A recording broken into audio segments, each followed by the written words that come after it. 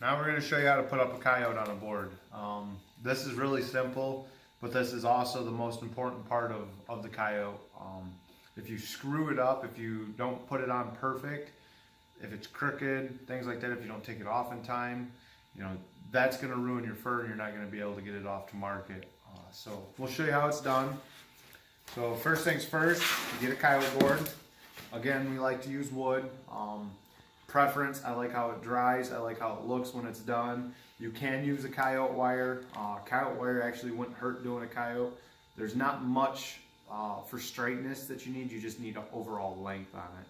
They measure by length, not by, I think there's like 2 sizes possibly on a coyote, and that's it. So more we just look at color on a coyote and the put up look. So we'll go ahead and slide this over it.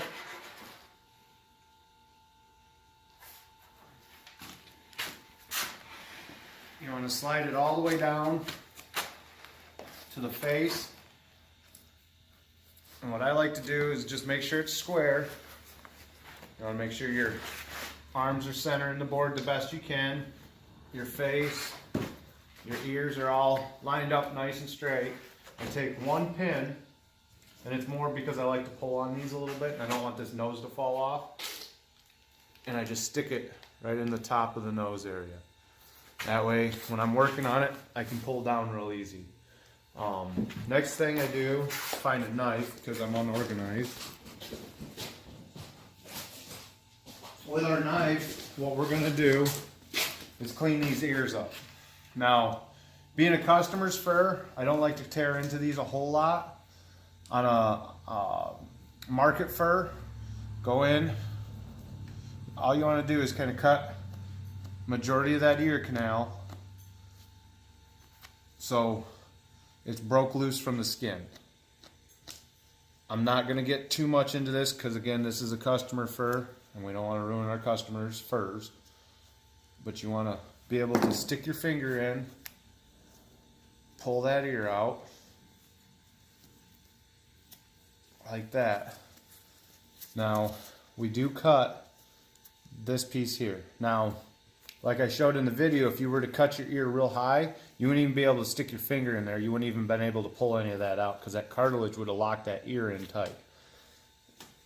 All you do is just cut some of that back the best you can.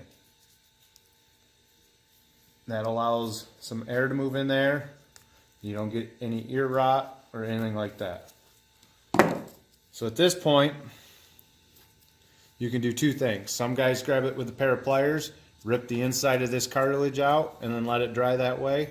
With a customer fur, we just like to stick our finger up inside of there, open it up a little bit so it doesn't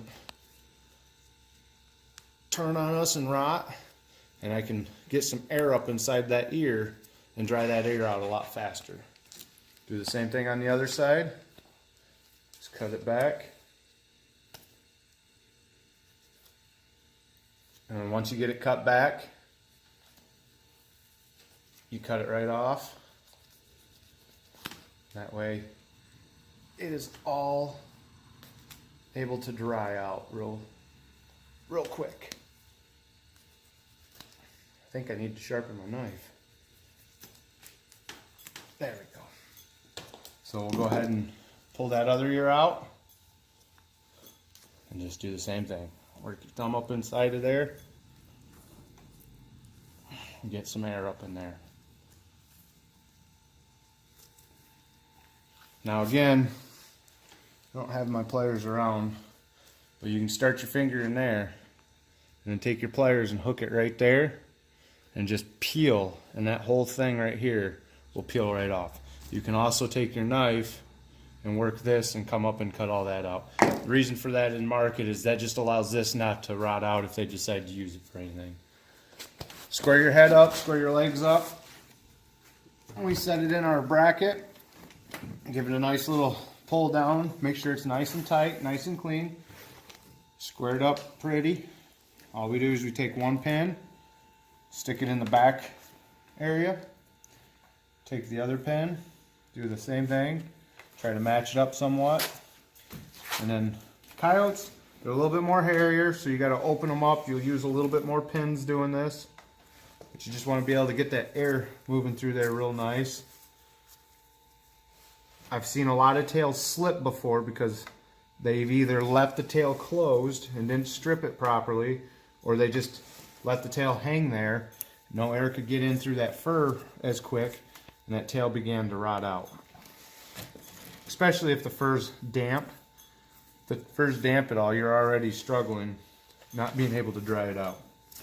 So we've got that all nice and open and drying out. Go ahead and flip it around. Do the same thing on the leg. Now here, again, this is a customer fur, so we have it going all the way down to the feet. We leave the claws on for our customers. That's how they like them. What we would do if there was no legs on, we would pin it right here. And we pin the other one right here. Do the same thing on the other side. Pin it right there. And pin it right there. Because your legs would be cut off at this point right here. So now it's all good to go. Everything looks nice. Your fur would be up here cut out. Right here. Your legs would be cut off. You wouldn't be seeing any of this. But because if it's a customer, we got to leave our feet on. So now we're at the stage of sliding our wedge right up underneath here. This is a must. If you don't do that, then the coyote would actually suction cup to the board too much. And once that happens, you can't get it off. Now, as you can see here, my face rolled off. My pin didn't stick through. That's all right. Pull your pin out. Just flip your nose back over. That's why we kind of pinned it so we knew how far to go down. Stick it on the side if you have to. Most market fur, the chin's cut off right here so you wouldn't have it. Being a customer's fur. And even if you guys decide to do this and you want to do a tan fur and you want to leave that bottom lip on, put a couple pins up in here, get it to hold it up, and then down at your legs where you want to keep your claws on, just pin your legs out and open. This just allows the air to come in and dry everything out. Now for market, I would not suggest leaving the feet on. There's no value to it and it's a lot more work. And for market, you don't really have to do what I'm about to do, except in the areas where there's some rot starting or anything like that. We'll go ahead and lay it on the table.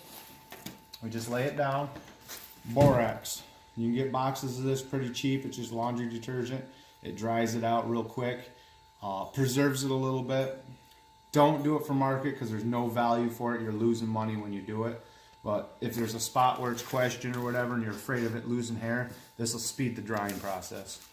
Just sprinkle a little bit of it over it. Rub it in a little bit. Anywhere where it might be. Throw a little bit up underneath the armpit because sometimes it doesn't dry out real well. And then you would be good to go. But because this is a customer fur, we want it to dry a lot quicker so it doesn't rot out. We'll get all the bad areas that we know takes a little bit longer to dry down in the feet area. And we just get in there and we rub it in, pack it up inside of there. Salt works good. I don't really recommend salt. I don't like it. I feel it burns it a little bit, where borax doesn't. It just dries it out real quick. Just rub it in. This is why we do it on a table, because you're going to make a mess and a lot of this stuff can be reused. And just sprinkle it all on. Same thing with the feet on the front. We'll lay it down. Sprinkle a little bit in there. Rub it in.